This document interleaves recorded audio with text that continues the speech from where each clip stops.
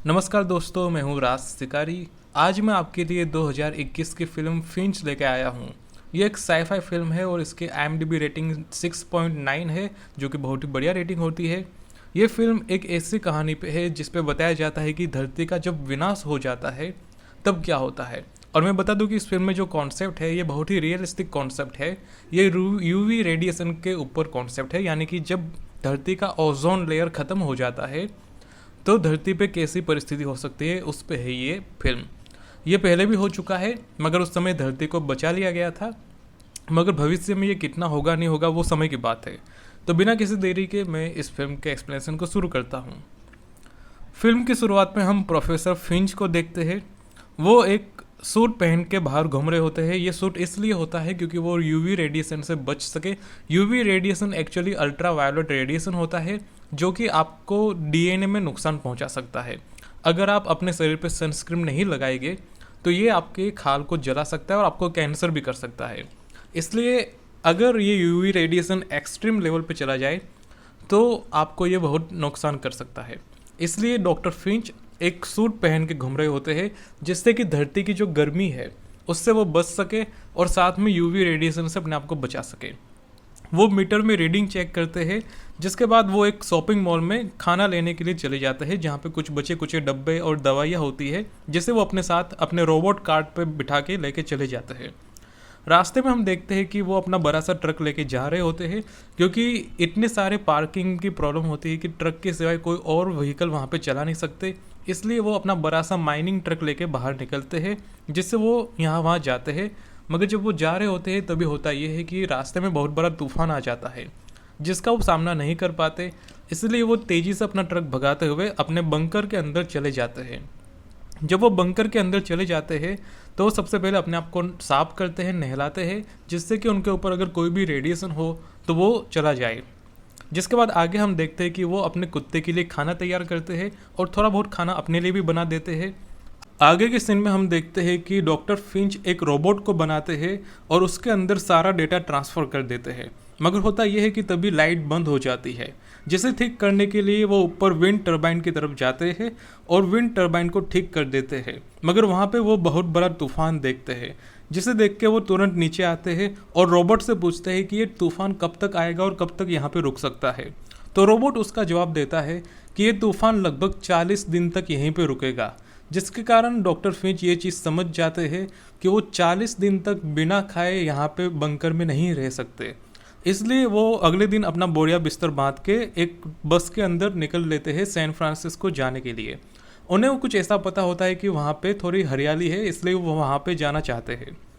रास्ते में जब ये जा रहे होते हैं तो वहाँ पे हमें बताया जाता है कि पूरा शहर वीरान हो चुका होता है। जहाँ जहाँ से गुजरते हैं वो सारी जगह वीरान हो चुकी होती है।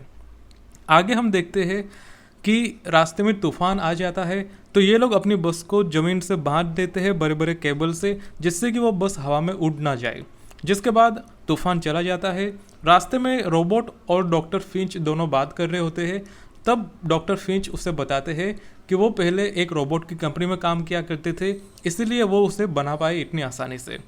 आगे के सीन में हम देखते हैं कि डॉक्टर फिंच अपने कुत्ते के साथ एक जगह पे थोड़ा आराम करने के लिए नीचे उतरते हैं।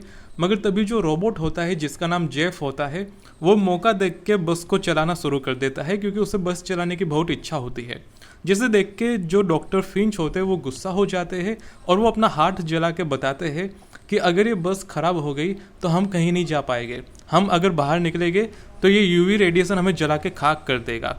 जिसके बाद इनके बीच में थोड़ी कहासुनी हो जाती है और आगे के सीन में हम देखते हैं कि चाहते हुए ना चाहते हुए आखिर में जो डॉक्टर फिंच है वो रोबोट को बस चलाने के लिए दे देते हैं, क्योंकि वो समझते हैं कि आज नहीं तो कल रोबोट को बस चलाने की ज़रूरत पड़ेगी, क्योंकि डॉक्टर फिंच की तबीयत बहुत ख़राब होती है। और ऐसा शायद इसलिए होता है क्योंकि उन्हें कैंसर हो चुका होता है यूवी रेडिएशन से।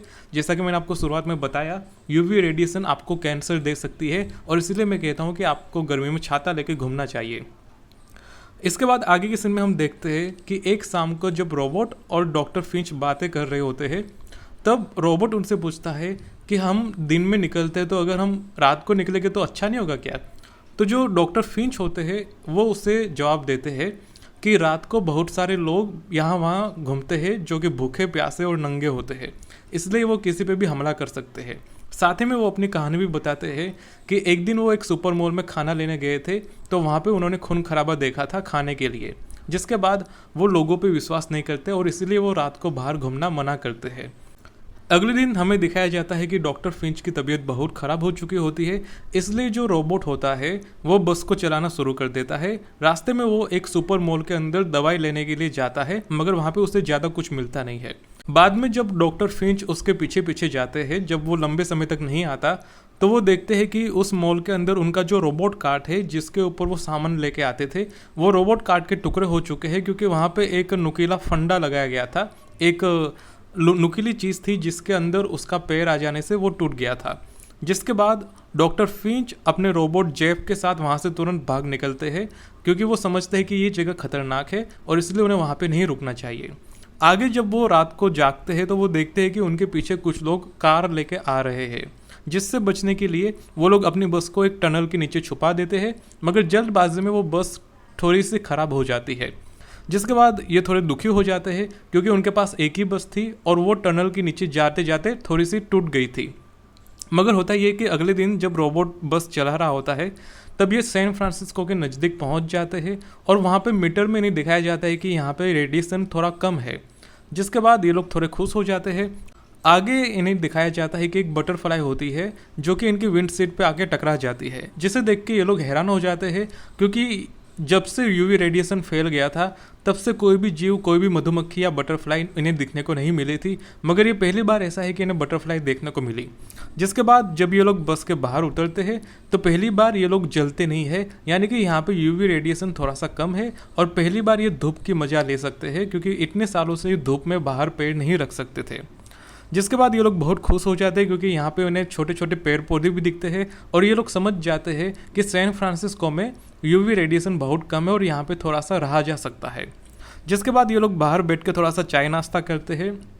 आगे जो डॉक्टर फिंच होते हैं वो रोबोट से बताते हैं कि वो लंबा नहीं जी पाएंगे, क्योंकि उनकी बीमारी फैलती जा रही है और जब वो मर जाएंगे तो रोबोट को ही उस कुत्ते का ध्यान रखना पड़ेगा।